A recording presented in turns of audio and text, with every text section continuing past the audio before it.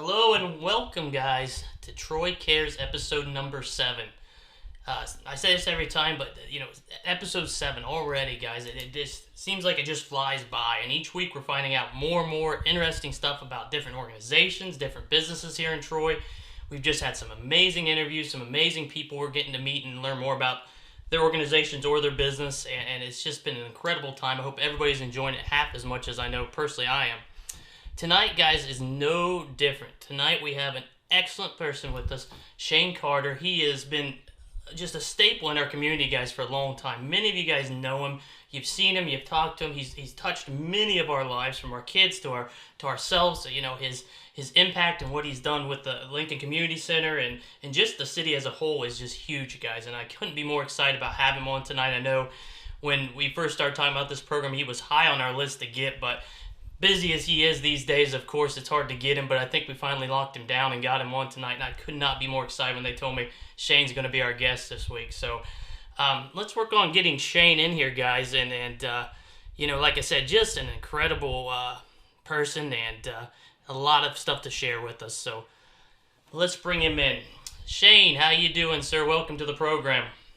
Good evening, Ryan. Doing good. How are you? Doing great, doing great. I was just telling everybody, how fortunate we were finally to wrangle you and get you able to give us a little bit of time. I know things are just crazy these days for you. Well, it's an honor to do this, and I think it's a great idea that you guys have put this together. So we're just thankful at the Lincoln Center to be able to participate and be able to promote what we're doing here. And during a tough time for all of us here in America, we're just trying to continue to provide our mission and push forward through these times. Excellent, excellent, excellent, as you guys always do. So before we get too far into exactly, what all you guys are doing, which is just so much to help out, the youth and everything that's going on right now, tell us about the history of the Lincoln Community Center. I know, it started many, many years ago as a school. Just give us a little history lesson on what the Lincoln Community Center is. Definitely. So, our roots run back to 1865, in which this was used as a wonder schoolhouse for a lot of the Randolph slaves that traveled here from Virginia by foot. Many of those, they really established civilizations in Pickwood, Troy, and Ariella 571 on the way to Laura, called Hangtown. But the Lincoln School served as kind of a backbone for education and for leisure activities and birthday parties and things like that. And it existed from 1865 to 1874. And then locally here in Troy, when the state senate passed Jarnett bill, a lot of the African Americans, the majority of them were integrated into Edward School, which is where the library is currently today. So our original building was built around a one-room schoolhouse, 1865. It was utilized, like I said, until the early 70s. And then really the city of Troy, with some other folks, came together and they refurbished it, and it was renamed the Lincoln Community Hall. And from the early 1900s into the 1930s, it was a kind of a place where leisure, recreational, and social activities became the hub for African Americans here throughout the Miami County prior to the Civil Rights era. And there was a gentleman that came along by the name of John Spencer. And in 1924, John Spencer and Dr. Wesley Bradford, they started planning for a community center, and they met once a month for about 14 years, from 1924 to 1938. And they were able to access money from the United States government, Works Progressive Act, WPA funds, as well as a small bond issue. And then John Spencer, more responsible than any other one single person, and his wife Caroline, they established a trust fund that still today is majority of our operating budget in terms of income. And he was going on to leave that his trust to the Troy Foundation. But so from 1924 to 1938, they planned for our organization. The final fundraiser was a folk song festival that was held at Van Cleve, which is now a sixth grade building here in Troy. And they broke ground in 1938 and finished in 1939. So we currently have 17,400 square feet. This building was built naturally. It took about a year and a half, and we're very proud of it historically. But as many of you guys know, we've ran out of space. We've definitely been cramped over the last few years, and that kind of leads us into our project that we'll talk about here a little later in the program as far as our expansion project. So 1938 to 39, the building's built, and it continued to serve as a central location in downtown Troy and a hub for many folks. As I read in our notes and studying our history, this is a place that's always been shared by all ethnicities. I know that prior to the Civil Rights era, a lot of the naturally, it's one of the only places that African Americans could go here in the community, but we really believe this is a present that John Spencer and his wife provided for the community that's always been shared by all walks of life, and we're very proud of that. And at the end of the day, there's been, a number of historical events that have happened here at the center. Not only being built during the Great Depression, but being able to have great leaders like Mr. Lawton. Many of you guys may remember Mr. Charette, who was the recreation director, and Mr. Wicker also, and then Isaiah Williams most recently prior to me. So the Lincoln Center has grown in our programming, but our history, historically, it's been a preschool. There's been water aerobic classes and swim lessons. The Easter egg hunt is something huge we've always done. And then in 2011, when I took over, we really went from basketball and what I'll say some aquatic programming to strong educational programs, both for youth and our after-school program, GED programming, as well as continued education for adults. And we've grown that now to where, Ryan, we have, a wide plethora of options for our children. Naturally, with us being closed right now during COVID, it's limited to what we do, but on a daily basis, we offer CrossFit, after-school tutoring programming, STEM, science, technology, education, arts, and math opportunities. And then we partner a lot with Troy City Schools and Miami County Juvenile Courts to provide opportunity school and different learning opportunities, which we're very thankful for those partnerships. So it's just been it'll be 9 years here in September that I've been here. And to say the least, we've really, really grown this organization. I'm proud of our staff and our board. And historically, I'm just proud that the city of Troy has really supported this organization. And I believe that's what it puts us on, top of our game in terms of recreational centers here throughout the Miami Valley. So we're just very proud of our roots. Yeah, where did the name Lincoln thing come from? How did the name stem for that? That's a very good question. I kind of skipped that. I shouldn't have. Well, there's a picture actually that's in our front office, and we made a mural out of it. I'm up here on the stage where I'm sitting now. But so in 1865, when the Emancipation was signed, many of these slaves that had walked from Virginia were actually freed in 1848. John Randolph had a lawyer named William Lee who traveled by way of the canal and by way of foot all the way up into Mercer and Always County. That's where they had approximately about 200 some acres that he had purchased for them. And to kind of, not spend a whole bunch of time, and a lot of this is on our website, but I do want to make sure I inform our listeners. What happened was when they established a school here, the Emancipation had been signed. And naturally being proud that, that slavery, was being abolished, you'll see in that picture in 1865 that they're holding a picture of Abe Lincoln right in the middle of all the kids. So it was named after Abe Lincoln. That then carried forward into Lincoln Community Center once they established the community center from Lincoln School to Lincoln Community Hall to Lincoln Center. So we're named after Abraham Lincoln. Very proud of that, and naturally what he did for all people, but naturally for the emancipation and the freeing of slaves. Absolutely. That is really cool. I was really curious about if it had to do. I assumed it had to do with Lincoln, but yeah, that is really, really cool that it has that kind of connection to it. So we kind of passed it up, and I meant to ask you, and I apologize, Shane. Tell me what brought you to the Lincoln Community Center. What brought you to this position you're now in? So I grew up right down in McCagg. My father came to Detroit in 1959. He was 22 years old, and he actually worked as a cook here in an old hotel. He started playing in an adult league here with Daryl Javis, who worked here for 51 years and worked underneath me. And so my father really this was a special place to him. So when he was living, we came here for Black History Month events, Christmas dinners, youth basketball league.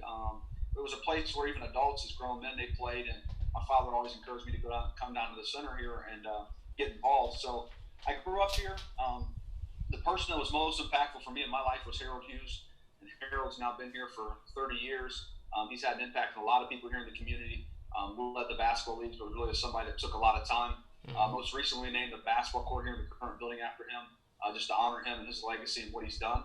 So really my story is I grew up here, came to preschool here, learned how to swim here, played basketball, and then when my family moved over to McCagg, we were about in 6th grade. It was a place where I came and hung out and played basketball every day. So just really was near and dear to my heart. I went to the University of Wisconsin. I came back from school here. I had two brothers, Alex and Lance, who were athletes, but really we needed some space to train. So we started coming down to the Lincoln Center in the mornings. At that time, Isaiah Williams was the director, and we really we came together as far as both of us with some ideas we wanted to do.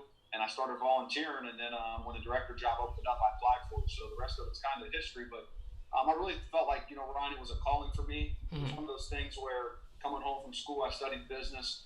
This place financially and perception-wise wasn't in the best place that it could be, in my opinion.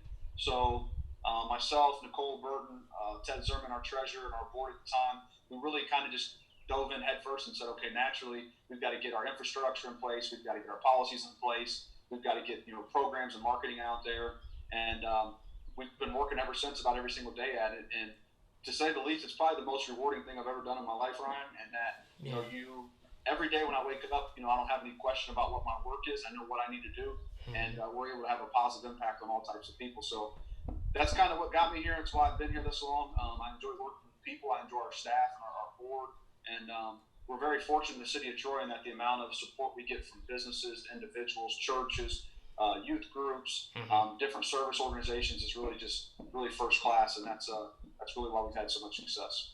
Well, it sounds like not only was it a natural fit for you, you experienced, growing up, the many great things that the Lincoln Community Center offered. So, it was a natural fit for you, but how lucky we are as a community to have such a person like yourself to be able to come into a position like that. You've really taken the Lincoln Community Center really to a level I'm not sure even anybody even really knew it was, let alone to the building process. So, but before we get on to the building process, tell us about some of the programs you did start.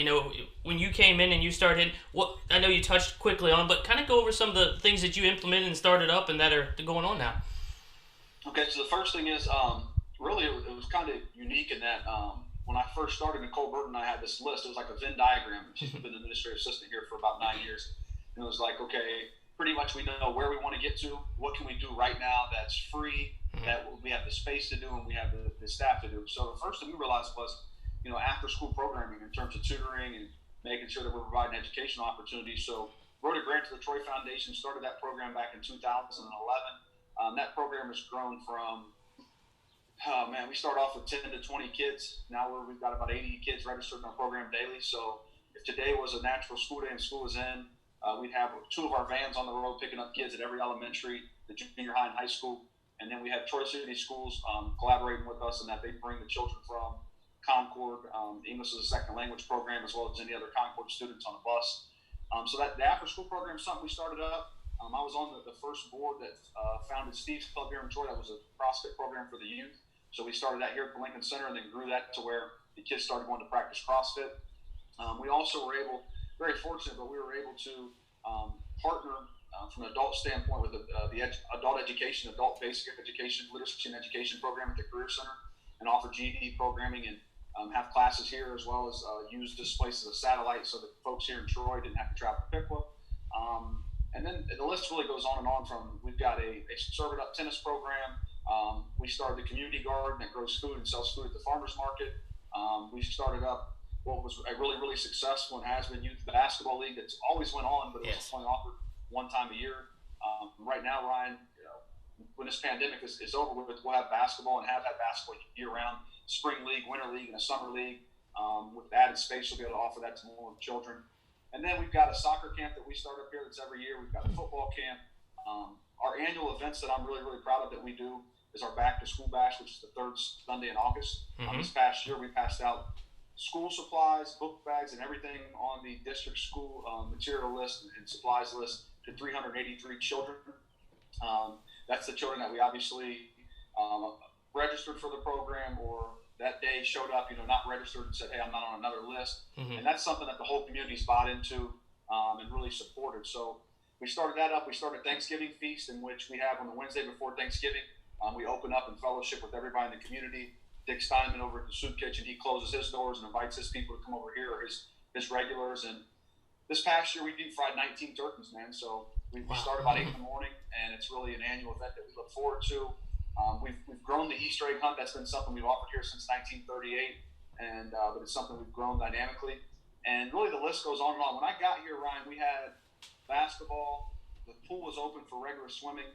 Now we've got deep water arthritis classes, water aerobics classes, and about 48 programs year-round that we offer, between educational programs, social development programs, recreational programs, a lot of educational field trips in the summer with our kids to Underground Railroad Museum, to the Children's Museum in Indianapolis, to COSI. So we're really just I believe in constant exposure to positive things for our children, and we really try to focus our vision and mission on that. And our vision has been educating, informing, and uplifting the community. So really proud of what we've established. I will tell you that we can always do things better, and we talk about that. How do we go from good to great as an organization? And that's being able to allow folks to be critical of what you're doing and what you can do better, but ultimately always looking to raise that bar and keep the bar high. So.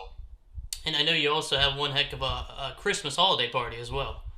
Yeah, we do. We have, without running down the list, Ryan, and being here for an hour, we've got about 52 programs that we offer, 7 annual events. The Christmas party being one of those, and that Angel Tree Party, Premier Health, and their future leaders, Wendy Fullerton, kind of headed that up with us, and Nicole has worked with them over the last 7 years. Our Christmas party is really, really unique in that the children on the after-school program put out a stocking on the tree, and then the seniors and other community members commit to one child, and then we have Santa come in. We have a huge Premier Health brings a spin the wheel where the kids can win some different prizes, and it's really a great event. So we're excited to not only provide that, but ultimately to look. This has given me time as a leader of our organization to think about what else can we be doing. Whenever you're in the daily grind, it's just keeping the building safe, keeping your patrons informed, trying to market your programs, but having some downtime, sitting in the building right now when it's really quiet gives me time to think and really say, we're doing this, but what can we do differently? Or, knowing naturally that there's going to be some social distancing that still has to happen over the next 30 days. How can I and we create virtual programs, that people can facilitate from just like we are right now on Zoom? Or how do we connect with our seniors when we know that many of them are in that vulnerable population but still want to be physically active? So we're going to continue to work hard over the next 2 weeks, not only on offering some programs, but ultimately understanding how we can continue to be extremely effective by still following the boundaries and guidelines that Governor DeWine's put out. And you're leading us right into our next topic here. So as the COVID-19 crisis hit, the pandemic hit the whole community and everything, I know you guys were right away, like many times, stepped up just instantly. And I applaud you guys for doing that. So, go through that. Right off the bat, you guys stepped up and said, hey, there's going to be a need and we're going to fill it. So, tell us a little bit about that. Yeah, so we met, I believe it was probably March 18th. We started talking as a board. We heard some of the things that were coming out as far as facilities closing. Mm-hmm. I really commend my board, the leadership of Karen Boone as our board president, myself, her, Rob Burnett, Ken Willis, some of us other board members, and staff, and Nicole. We sat down and we said, okay, we had a event. It was our first event called Boys to Men scheduled, where we had the Lego Man coming and some other facilitators coming, mm-hmm. and we had to make a crucial decision on Friday. Are we going to cancel this? And we erred on the side of safety naturally to protect our staff and our patrons. And the response from our board and from our staff was, okay, if we can't offer this, what are we going to be able to do? And talking with our staff, naturally, some of them, part-time staff, I had to, try and, suggest to them unemployment was available. And ultimately, to say, if you don't feel comfortable in what we're going to be offering, please understand that this isn't a mandatory, long-term unemployment situation, but we're going to step up and provide virus kits, to provide meals, and provide educational activities. And so we kind of followed up with a basic, it wasn't even a request as much as people that were contacting us and saying, hey, is the center going to provide necessities for young people, for adults? And we said yes. And the outpour of support from everyone from the Health Partners Clinic to Kids Read Now, to local other nonprofits. I mean, there's just so many of them, churches and volunteers that said, we want to support this. So we went out and rented a tent and put a tent next door to follow the guidelines as far as practicing social distancing and keeping people out of our facility. And we started off, day one, providing lunches with Troy City Schools. I really not only want to thank them, but naturally they understand that there are people, especially young people, that need food. And, through that, they have the preparation system down as far as making things temperatures correct, making sure things are disinfected and sanitized. So our partnership has went on because we have a summer lunch program with them, but they stepped up. Clint and their team stepped up and said, hey, we want to support this. And our staff said, hey, we want to be able to transport and provide the food. So we started off being able to transport food from the Troy City Schools kitchen over to the center, provide a 45-minute window from 12 to 12:45 to pass out food, to provide the virus kits from Justin Kobe and the Health Partners Clinic, and then ultimately to provide everything from puzzles to books to activity sheets to flashcards, because we knew young people were going to be sitting in the house, and spring break was upon us the week after that. So that first week went pretty well. We were serving between 60 and 75 meals, and then we got to spring break, and we had an anonymous donor here in the community. God bless her. Her and her husband, they wanted to step up and provide something different. So they actually went and purchased Subway for the 5 days of spring break because the kitchen was closed at the schools. And that week was extremely busy. I mean, once the young people in the neighborhood say, "Hey, Lincoln Center's got Subway today," it kind of was a little different than the sack lunch, And that really took off. And we got into our third week when we were back working with Troy Schools in the kitchen, and we continued to serve about 60 folks. And we got to the Easter week, and Karen Boone, our board president, had a great idea that, usually we'd have this huge Easter egg hunt, and we're not going to be able to do that. So Thursday and Friday, let's provide a small little bag of Easter candy, as a reminder of, some hope and some positive opportunities for our young people. And that was kind of crazy. We put it on Facebook on Wednesday, and then on Thursday, I wasn't in the building when we got started, and she called me and our staff and said, "Hey, the police are here, the health department, is riding by. We've got a bunch of folks. It's our job to make them respect social distancing." So we just took orange tape and went every 6 feet all the way around the block both ways, and we set up a line that essentially, one line was for young people and their parents that were coming to get candy for Easter. The other line was if you were here to get food and get candy. And that really was a feel-good moment for me and our team right in the middle of this COVID pandemic, because it reminded us that, regardless of what's going on, we still have a need to fill. Mm-hmm. And it also reminded me of the courage of our staff at the center. We kind of had this motive we talked about. It's like we can either sit home and essentially do nothing or kind of do something, mm-hmm. or we can get out and kind of be the pioneers and the leaders of, hey, we want to make sure that we can do what we can do as long as we're staying within the parameters and boundaries that were outlined. So that week was really fun. Thursday we gave out 100 bags like in the first 30 minutes, and then we went the next day and regrouped, and we were able to give out 200 probably from noon to 12:45. Naturally, we ran out both days, but if we would have bought 1,000, we probably would have been there. We would have passed out 1,000. But I really saw the smiles on kids' faces, some parents that really said, "Hey, we appreciate what you guys are doing," and being on the front line from that standpoint. Both the police and the health department were helping us, make sure the next day that we were not only organized but being able to protect the people. So through COVID-19, we've been able to not only perform those duties and services, but we've been able to partner with other nonprofits and food pantries, and we've done we're doing deliveries of meals every day to some of our kids whose parents are working or don't have transportation, and then being able to really just listen into Joanne Anderson is handling this, but listen into the Continuum of Care and their conferences and what's going on with other nonprofits, so that we can direct our people to what other services are being offered, because by no means can we offer everything. Our budget and our bandwidth doesn't allow for that. Sure. So you're becoming basically a resource, a place for people to get information from, as well as help them. That's awesome. And I'll say, Ryan, Premier Health and Tom Parker and Gail Peterson and their team there, they were really ahead of the game in saying, mm-hmm. Hey, here's some information, a really nice chart and some information on the virus in terms of, what are the symptoms of the flu, what are the symptoms of the cold. And it was really neat for me because I would see, young people and adults both come, get their food, pull out that information, and be reading it on the way back to their car, or, sitting down, eating and reading it. And that really made me feel like we were providing an educational component that may not be being provided elsewhere. Absolutely. Well, thank you for stepping up in the ways that you guys always have and continue to do so. Jeez. So, perfect. Well, let's go into the building. You got it behind you. This is a major deal, not only for yourself and for Lincoln Community, but really for the whole Troy community and what you guys are going to be able to offer now. So, take us into this exciting project. Okay, so really, this started, Ryan. We had a Planning for the Future event. Let me first recap and say, in 2011, whenever I got hired, I had this big board in my office, and we write down things we know we need: new scoreboard, a second van because our first van was getting utilized. And at the top of this board, and it's still up there until we accomplished it, I wrote down new building. And being I was a 23-year-old man.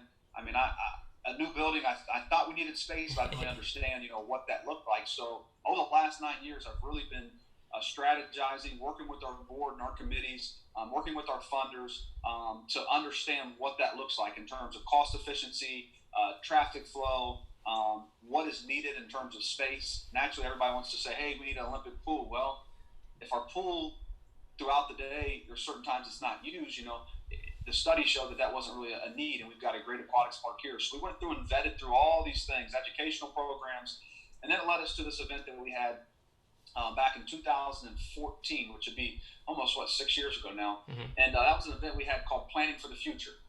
And what we did was we took a look and said, okay, we as an organization know that we've got stakeholders like the Board of Education, we've got stakeholders the City of Troy, the Chamber, United Way, Troy Foundation, all of our students, adults, seniors. So we invited a lot of different folks to the table. We had a small little dinner and had a small group chat, and we really just brainstormed and strategized on what our core values were, what our mission and vision were, what our strategic plan looked like over those next years, and really led us to really look putting together a 3-year strategic plan.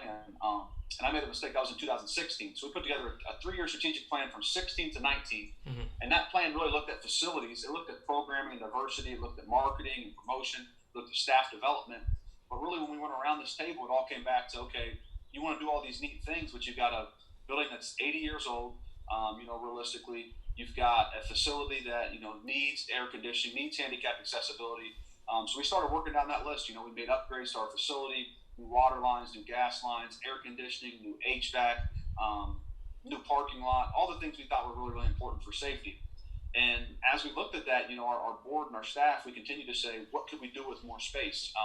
Naturally, upstairs, we've got about 60 kids in a classroom that's 40 by 30 that reaches maximum occupancy daily. Mm-hmm. And we knew that if we had more space in terms of educational space and classroom space, we could be able to provide more opportunities to more folks. So we really focused on an educational wing.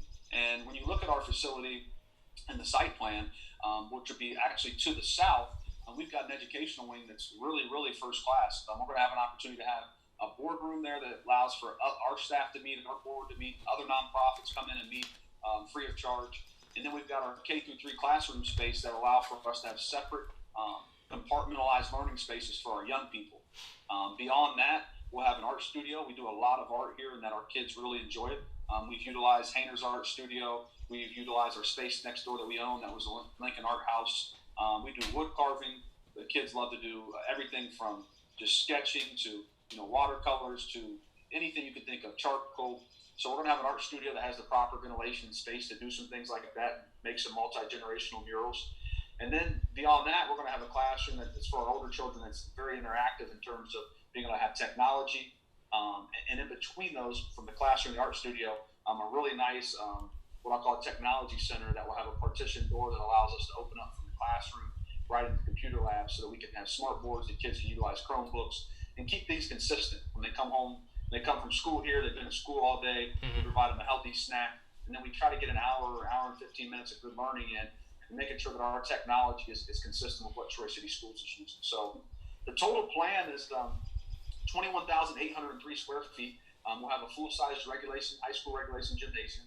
We'll have 2 cross courts that we can have 2 games going on, not only young people, but adult size in terms of our current gymnasium. I'm sure, as you know, Ryan, you've been in the building, is very, very small. It's more of a 4-on-4 gym, and it's good for kids in K, first, second, third grade. But when you get grown men or young people out there, it's very, very tight. And that's going to allow us to do some different things with revenue streams and generating some folks here in the building. We plan to offer 3 to 4 AAU and Ohio Youth Basketball Association tournaments here a year, focusing on the 3rd week in June and then later on in July. We also plan to be able to offer some volleyball tournaments here for our young people, not only girls and boys, but so a co-ed opportunity. And really around the outside of the gym, the walking track, we believe is going to be really opportune for our seniors, and all people, adults, if you will, because we've got pickleball members that come and wait to play every day, and they're kind of sitting there. Some go down and use the weight room. With the weight room now as small as it is, it's just not conducive for a lot of folks to be in that space. So really our recreational facility will be rounded out with walking track, gymnasium space, a weight room. That'll give us the 2,000 square feet, the adequate space we need, and really to be able to go on and provide year-round and around the clock throughout the day opportune space for people. Maybe you work at the hospital, maybe you work at Hobart, you've got an hour lunch break, you don't have time to go home. You can come to the center, lift weights, use the track, get a shower, use the pool, and be back to work within an hour. So this space is going to allow adequate parking, ADA compliancy, and flow and traffic that allows for us to not really have to. A lot of times we're segueing from one program to another, ending early so that we can let volleyball in, putting chairs and tarps down so that we can have an evening program, and then cancel a basketball practice because the evening program was supposed to be outside, was inside. And I believe that this is going to allow us to space out here and still use the old facility, the existing facility, if you will, for everything that it's intended to do, from water aerobics to keeping a small weight room here for folks that want to use ellipticals for treadmills. And then also from a pickleball standpoint, this gymnasium behind me where I'm sitting now will continue to be used for pickleball and for our younger basketball league. So really, really exciting. It's taken a lot of time, not only to acquire land around us. We now have what would be about 3.5 acres. We've acquired 2 houses to the south of us, and then we have replatted the 2 acres that we have behind us. And this project's going to take off here pretty quick. They're going to start cutting trees down here in the first week of May. With some demolition and obviously the construction fence going up as soon as the trees come down. So our goal and the construction timeline we received from Level and B has us in the building December 23rd. So we're really we're excited about that. We're excited to work with them. We're excited to provide this facility to the community. It's very much so needed. And when you look at our numbers as far as the patrons that we serve annually, we know that these numbers will only go up, by having the necessary amenities. Absolutely. We were just showing pictures here as you were kind of talking behind it, and when you really look at the overall design and stuff, there was a lot of thought, obviously, that went into that. Like you said, many, many years of you dreaming from the very beginning, right at the top of the board to where it became. But, wow, man, I mean, that's a lot of great, useful space there for a lot of different things, for sure. Yeah, and, Ryan, I will tell you that we had a plan that we thought was a good plan. It was a freestanding building that was back off to the south and to the west of our current facility. We were talking about having like some connectors that allowed for us to get from building to building. And then when we thought about it, we said, number one was the $5 million project. We thought that was a little, from the scope of work, was a little beyond what we wanted to spend and what we wanted to be able to explain to our funders we were spending. So we vetted through that, and we did a feasibility study. We really looked at the design of the building. We went to a pre-engineered structure for the gymnasium, similar to what the YMCA has now here in Troy, the Robinson branch. And we wanted to make sure that our money that we were being entrusted with and that people believed in us with, that we were being fiscally responsible, because at the end of the day, building this project, building it is very important. Sustaining it is absolutely mandatory and critical. But then on top of sustaining it is making sure that these resources get into the people's hands that need them, is really our goal, and from a standpoint of aesthetically at looking, up to par, that's going to happen. But there are some things that we wanted to be able to save on so that we can continue to be fiscally responsible and make sure that the finances that we're entrusted, actually get into the programming in the user's hands that they need to. Yeah, I know that you guys struggled with, not only the room, but obviously the parking space before was always an issue. Now, you're adding that parking lot I can see here from the drawing. How many parking spaces is that giving you? So really, we'll be out at the front. I can't see the drawing that you're looking at. But yeah, the overhead. The front of the building, essentially where we 124 Ash, that property we own there, we're looking at additional what would be about 40 plate spots, and then ultimately we will still have the parking, our original parking spot here at the existing building, and then space for some mechanicals. Let's just say anybody that's working on the facility to the west of the building. So we will have an additional about 60 parking spots, which right now, Ryan, we have 7 total. And that obviously will allow you to do the AAU tournaments and things like that, having the adequate space to be able to get these people in there and park. Yeah, and I'll tell you this, if you come by the Lincoln Center at 4 o'clock through the week, when the kids are here, and our tutors are here, and staff's here, I mean, a lot of our people are parking at CVS, behind La Fiesta, down on Franklin Street, and we've dealt with that for the last, I'd say it's been an issue for 6 or 7 years. Now, I will say even more so on Saturdays. We can run through, we start at 10 a.m., we're here till 5. We've got about 170 kids going through our youth basketball league. And from the flagpole to the front door to the court, I mean, it's just bombarded, people on top of people. And I think it speaks to our programs and the quality of services we're providing, because naturally we as humans, I mean, when there's something you want to do, you deal with dysfunction sometimes. And I just appreciate that people have been so understanding. I've had parents come up to me and say, "You guys are doing a great job." Not hey, I couldn't find a place to park, and then I had to sit up on the stage behind 4 people to watch my son play basketball. Right. And I think that they understand that we were working at it. So it'll be nice to be able to say, people come in on Saturdays, the bleachers are pulled out, they can sit on comfortably and see what they want to see. They don't have to go all the way down the basement to use a bathroom. If somebody needs to get into the facility, they don't have to go all the way up the handicap ramp that takes You have to go outside to go down to the basement level. So there's a lot of things that are going to make our flow and our traffic and make things more feasible. And also, which in turn is going to save us a lot of time and energy from a staffing standpoint. So parking is going to be adequate. ADA compliance is going to be adequate. The amount of space to be able to space out is going to be adequate. And then being able to connect this current facility to the new building is going to be really cool too. So if you have, say, your kids playing a 10 o'clock game here in the small gym, and then you say your second graders playing in a 11 o'clock game in the new gymnasium, and it's 30 degrees outside and snowing, you'll be able to just walk down the steps through the breezeway and be able to connect to the gymnasium. So that's going to be really exciting. And ultimately, from a standpoint of being able to serve more folks, I'm excited to be able to say, we hit a cap a lot of times in our after-school program. We hit a cap a lot of times in our youth basketball league, just based on space. So to be able to say, if somebody calls, a day after signups and says, hey, I've got 4 kids I want to join, be able to say, hey, no problem, come down and fill out the forms. We've got space for them. Excellent. Are you guys going to be able to function as normal as the construction process goes on too? Or are you going to be able to utilize the current existing building? We are. So that's kind of twofold. Are we going to be able to operate as normal? I would suggest there's going to be some changes, meaning construction traffic, demo of the house next door. So there's going to be some days where I'm sure, naturally we ask our staff, our patrons, we got to park over on this side of the road, or we've got to utilize this space. But as far as utilizing the current facility, we're going to be in here, every day doing what we do, unless we hear different from the construction team. But there are separate utility taps going to the new building, so it's not like we're going to have water shut off, so days where, the gas is turned off. So that's really, really ideal for us. The other piece I'll tell you is I've watched now Mike Twist and Level and B and his team build the field house out at Newton, and I was able to talk to Pat McBride, their superintendent, and their team out there, and they were really, really confident, and they gave them a lot of compliment on how they scheduled, how they kept the job site very clean, how heavy equipment, once it was used, it wasn't in the way, it was gone. So I'm looking forward to working with them, because I think the quality and the efficiency really will be there in terms of them being able to support us and allow us to continue to operate daily. And what was the scope again? What was the timeline of a projection time frame being done? Good question. So really the site package in terms of the bids are out now. Starting here the first week of May, we've got a whole bunch of trees throughout the perimeter of the property that need to come down. So that'll happen the first and second week of May. And then we'll have, moving into that next week would be construction, in terms of construction, fencing going up, so be able to fence off the area. And then we move into May and June, site work will start in terms of excavation, running utilities.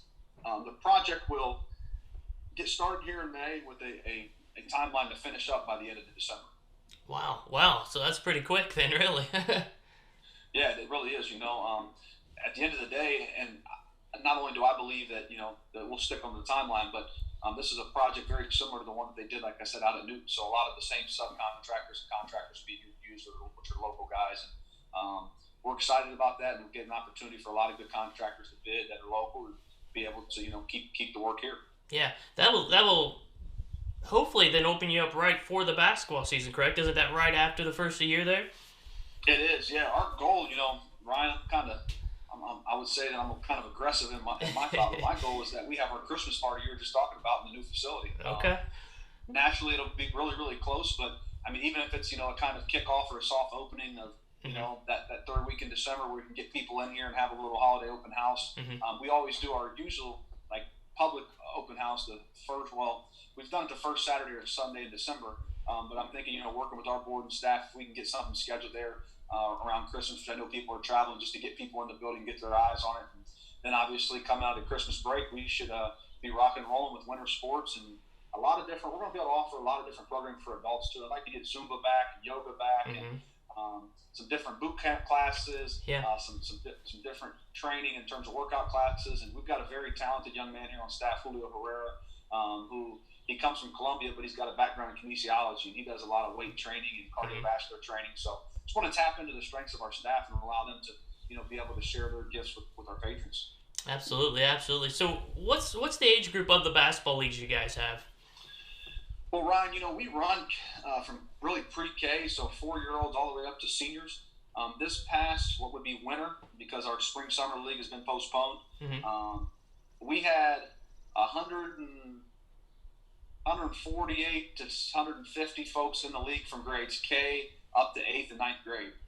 So our league it's huge. We've got folks from Covington, Piqua, Troy, Sydney, West Milton. We've got folks that come from Urbana, out around Miami East. I mean, we've really drawn a huge crowd on that. So the age group on the basketball leagues is really K to 12. When the winter league's going on, we don't have a lot of high schoolers just because the high school basketball league's going on. So we kind of mesh that together the best we can. Okay.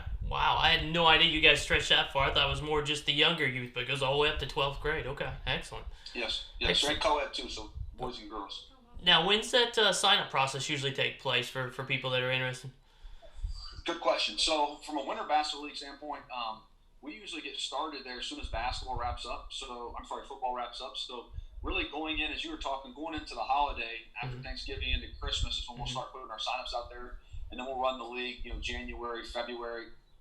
There hasn't been, unless there's a drop off, we'll continue to run a spring and summer league too. So like right now we would be through almost the third week of May before graduation. We would be in our summer spring league right now, and then we've offered also a summer basketball league that runs once graduation's over and Starry Festival's over, so a little bit of June and July, maybe in the beginning of August, and then August focus on our soccer and football camps. So definitely keep posted our website, www.lcctroy.org. Keep an eye on that because we'll post when winter basketball leagues start, and then also any camps and things that we can continue to offer. Awesome. Well, before I ask you this next question and we kind of finish up, I want to put it out there. As usual, guys, anybody that has questions, start firing them in here through the chat room here. Elizabeth will get them, and we'll be glad to ask Shane. He's here. He'll be glad to help and answer any questions you guys might have. So keep them coming at us here, and we'll get those asked to Shane.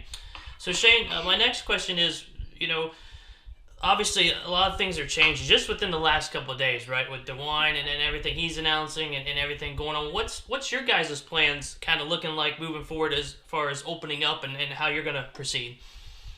Very good question. So number one, we started about 2 weeks ago establishing what we're calling kind of our COVID team, if you are, a task force. It's myself, Nicole Burton, our janitorial maintenance staff of Anthony Foster and Julio Herrera. We've got an official from the health department, a representative, and then naturally we have board representation, but we also have somebody from the commissioner's office. So what we're working on is establishing a plan that follows the regulations that were outlined in DeWine's talk on Monday, that talk about social distancing, that talk about being able to limit your total capacity by 50% of your maximum occupancy, and then ultimately being able to have hand sanitizing stations and cleaning and disinfecting our surfaces in our building on the basis as frequent as outlined. And naturally, that's been a moving target. On Monday, it's, hey, everybody wears masks that comes to the building. Then on Tuesday or Wednesday, it changes. Right. But what we're doing is working on a plan so that our plan, we can pretty much, when we hear from Governor DeWine that recreational centers and gymnasium centers can open, that same day or whatever day that is prior to that, we have our plan in the health department's hands so they can review it and then hold us obviously responsible to enforce and enact that plan. So my goal is, Ryan, as soon as we possibly can get the green light to be able to offer to a more, it's going to be a more, from a user standpoint, it's obviously going to be modified. It's not going to be that we can have the same amount of folks in the building we had in the past, but we don't want to limit, our offerings to patrons. So it may be that on Mondays we have our adult services in terms of our adult programs in terms of pickleball and water rooms, and then maybe, I'm just saying hypothetically, Tuesdays and Thursdays may we offer from noon to 5 some programming for our kids, and alphabetically or grade wise, we kind of direct who we're going to have in the building. But what we're doing is we're just putting a plan together based on our square footage, based on our maximum occupancy, based on our resources, based on the cleaning supplies, the cleaning regimen that we'll need in terms of everything from checklists to we've already kind of, because we didn't stop daily, we're changing what we do. So we started March 18th or March 19th or 20th taking temperatures of our staff. Have you traveled? Naturally, do you need to quarantine? And then we started practicing social distancing. Joanne was in the office answering the phone. Nicole and some of our office staff were working from home. I would come in the morning, work in my office, get the lunch done. Our educational program would go next door and kind of space out in the tent to get lunch served. So we started to practice what we've learned. However, every day we're learning something different. So it's our goal to be able to do our duty and provide our services to the community. However, as we all know, we're limited based on what the governor says we can and can't do and when.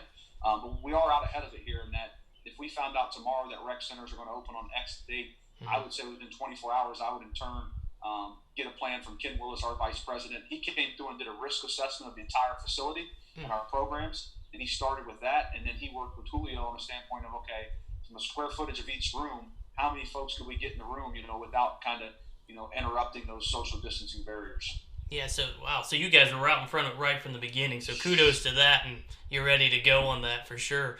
Well, we think so, but you know how that goes, man. It's one of those things where there's not a manual for this. Right. At least if so, I don't have it. And with that, we know that's going to continue to change. So I will tell our listeners and our patrons just know that we haven't stopped planning and trying to organize and really manage the risks that we have here.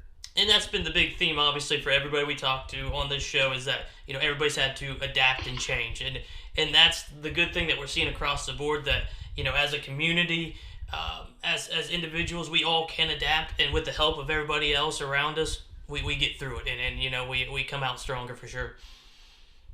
Yeah, I'm going to try, Ryan, too, as we work through this plan, I'm going to really try to utilize, we've got some green space that won't be part of the demolition and construction, if you will, construction path. So we want to try to, let's say that we've got children here, and I'm just going to say at the end of May, and we've got a group of 10 that we're working with on a Monday. If it's nice outside, I mean, there's not going to be anything that tells us that, hey, we can't take 10 children, space out outside, utilize Chromebooks, utilize basketballs, utilize volleyballs, jump ropes, things like that, because our young people are going to be, I know they're already cabin fever, stir crazy, but they're going to need to be physically active. We're going to need to be able to prevent child obesity. We're going to we need to make sure that we're getting their heart rate up so they're, doing aerobic exercises. And that's not even tapping into educationally what that summer slide could be if really you're at home, not as engaged as you were in the classroom. Absolutely. Do you guys plan to continue the lunch program then, just on as long as need be? Yeah, so our plan with that, good question, Ryan. Our plan with that is, so our program will run through the last day of school with the Troy City Schools, and then we write a grant to the Troy Foundation and work with Melissa and her team there for a summer lunch program with Partners in Hope, with the rec, with ourselves, and this year with Staunton Commons. So we happen to be the kind of administrator, facilitator of the grant this year. So Joanne Anderson here at the center wrote the grant. The Troy Foundation funded the program, and then we will work on administratively keeping things organized in terms of cost of food, transportation, on getting the food to our other organizations, the other nonprofits that are involved in it. So our summer lunch program will run from essentially when school stops for the year, and it'll run all the way up until the kids go back to school. And that's something that used to be the Ohio Department of Education funded, but the Troy Foundation, Melissa really thought it was important for the foundation to get involved with that. So 2 years ago, they picked up the funding of that, and we submit a grant every summer for that. So we will have summer lunches as well as the rec will, Partners in Hope will, and they'll be offered at Staunton Commons as well. Awesome. And again, just you're singing the praise that we do all the time. Everybody, all the partners around Troy helping each other. Melissa and her gang come together helping Shane and his. It's just an awesome community we live in, full of a lot of people who believe in the community, put back into the community, and we're just all so fortunate to be part of it, that's for sure. We really are. I talked to, I've got a buddy who is involved as well, he's like a director or project program manager, whatever, for the Boys and Girls Club in Toledo. And, they're talking about how they're going to be created this summer. And naturally, they're an affiliation, and that, naturally they've got things coming down from corporate to say you can and can't do this. But I was talking to him about some of our programs we offer and how we fund it. And, it kind of blows their mind that we have so many resources and the ability to do some creative things here in Troy that even a place, a metropolitan area, can't offer. And we're extremely fortunate, as you said, and I think that we do a good job, not meaning me, but we as a community, of being informed and being engaged in what's going on, and then not only just knowing, but saying, okay, hey, I can help. I've got an old pair of ice skates that a young person can use, or we've got an old volleyball that we think. So it's just everybody's, I think, kind of keeping others in the forefront and trying to help out other people, and that's how we'll get through this, I believe. Absolutely. Well, let's go and see if we have any questions here for Shane. Elizabeth, any questions? Well, the overall consensus is everyone's so excited about the new building. We can't wait for everything to get done. They're really excited. I have one question and then one that I know you've heard many times. So I'll go with the first one. The first one is about your patron shirts for sale, the t-shirts and the sweatshirts. It looks like that's going on, and a lot of people would like to know a little bit more about that. Great question. Yes, so, and actually we had a board meeting on Monday in which we really had a neat idea that our board president, Karen Boone, came up with. So the t-shirts and sweatshirts are for sale here at the center. You can call the main office at 937-335-2715. With the COVID, thing going on right now, there's a couple options on how you can pay. Number one, you could mail a check in, say what size you want, and we'll make sure that either we drop off the shirts or you can pick them up between 10 and 3 here at the center at 110 Ash Street. You can also pay online. If you go to our website, you have the ability there to pay via credit card, and then in the memo, explaining obviously that it's the shirt, whether it's extra large sweatshirt or t-shirt.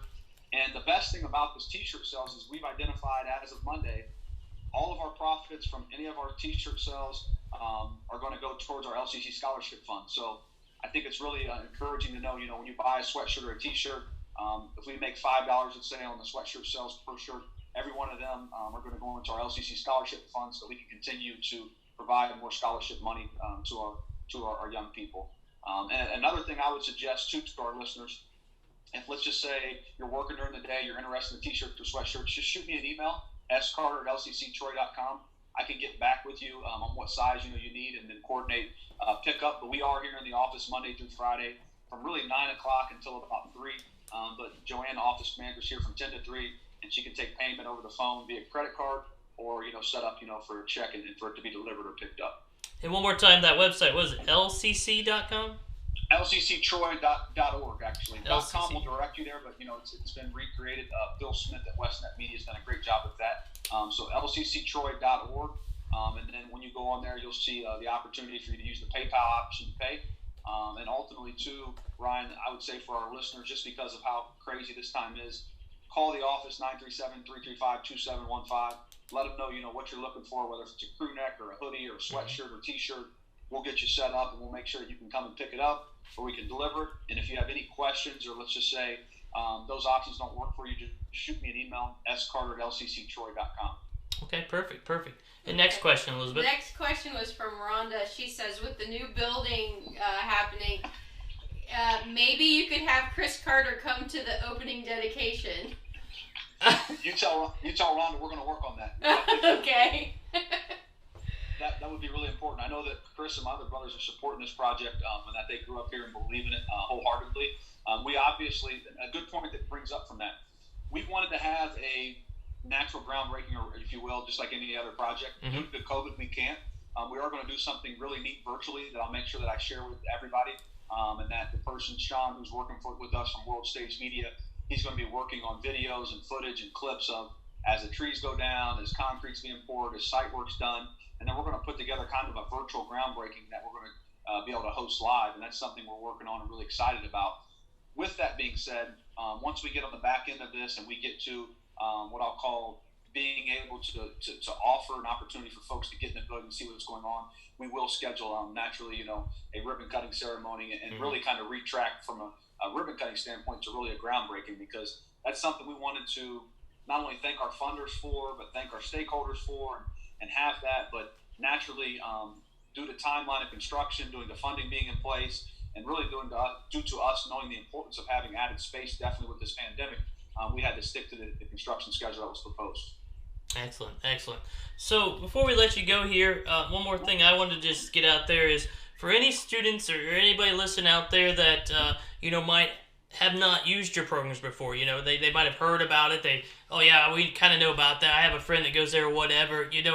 What's the message to them? Give them a message, let them know, hey, come check us out, whatever. Well, my message would be this. We as a true community center, we really tailor our programs and our support towards the needs of each individual. We're very fortunate in that, we stand on our own 2 feet. We have our own governing board. Our mission and vision they believe in, and there's a lot of organizations that can't do that. For example, there's a young man sometimes that needs mentored, that may need, taken out to a dinner, talked to about his goals, and he may even need a pair of his first, non-slip work shoes. The Lincoln Center feels that need and that niche is important, and we've really tailored our programs and our support to help all folks. So anybody that hasn't participated in our programs or activities, I would tell you that we're a very hands-on group of folks. We believe in taking the time with each individual and their individual needs. We believe in taking time with folks, and we really believe that we really serve a true melting pot of all walks of life, all socioeconomic statuses, and we've reached people all throughout the Miami Valley. So as we continue to grow our facilities here and grow our programs, my request or message to listeners would be, come try us out, because we've got affordable programs. We really we look at those programs and the outcomes, and we're always trying to make changes to make them better. And we believe that, through that, we're building strong people that are able to go on and be sustainable young people in this world that can be really successful. So our track record in terms of, we've got over 80 folks, 80 adults that we've helped as young people get into college, that have gone on to grad school, have gone on obtain their masters. We've got young people that are graduating from law school this year. So we really believe in investing them when they're young, and just like any type of seed, you water and watch it grow. Excellent. Well, just keep up the good work that you guys are doing, and everything you're doing for the community. It's just huge for everybody. So before we let you go, any last things you want to share with us? We didn't cover anything, Shane? Ryan, I just appreciate you, and I appreciate the Chamber giving me an opportunity to talk here.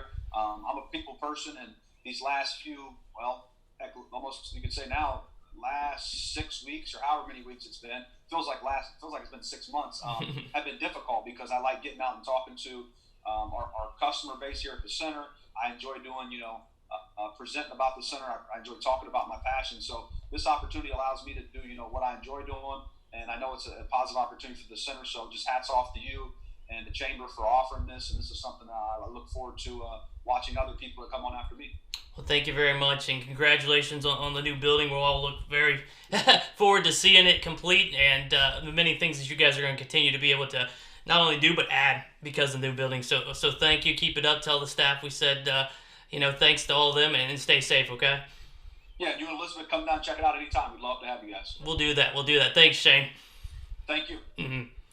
All right, guys. So again, Shane Carter from the Lincoln Community Center. I know many of you guys have seen Shane out in the community. You might have heard him talk before. You might even met him a couple of times, but just an amazing individual with a real passion for what he does. Obviously, you can tell that from, just listening to him. But guys, we are just, again, so fortunate to have not only these programs in Troy, but really the right people in place to run it. I mean, I don't think you could put a better person than Shane in that position. Obviously, like he said, he experienced it at a youth level going through the organization, and then as soon as that job came up, he was instantly there with his hand up, and we are all very fortunate that he was in the position to be able to take that job at that time. So his work is just incredible. So I encourage anybody who hasn't had a part of that organization or checked out the building, like he said, go down, check out what's going on. Guys, they have a lot of nice programs going on. The basketball program, like he says, is really big.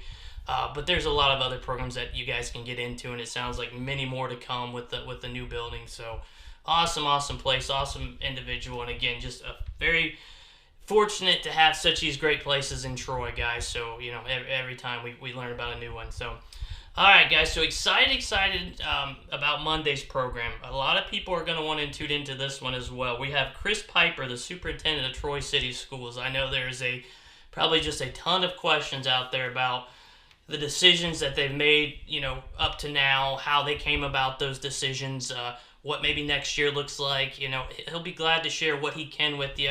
There's a lot of unanswered questions, obviously, for him as well, but just getting a little bit of light on that will be great, and just to talk to him and see how they have altered what they have done. Every teacher's had to go from seeing every kid every day to becoming a technology master, if you will, and teaching these kids via virtual. So that'll be interesting to see what all he has to say, and the programs and the ways that they had to pretty much go from nothing to full virtual school overnight. So make sure you join us on Monday to check Chris out. That'll be interesting. So as always, guys, stay home, stay safe, help your local businesses, get out there, visit them when you can, take the takeout through Takeout Blitz, just let's get back to these businesses so that they're there when we get all open, as we slowly start to do it, and just remember, those are your neighbors, those are your friends, and we need to take care of them. They've been there for us, it's time for us to take care of them, okay, guys? So until next time, we will see you guys on Monday again for Troy Cares. All right? Bye.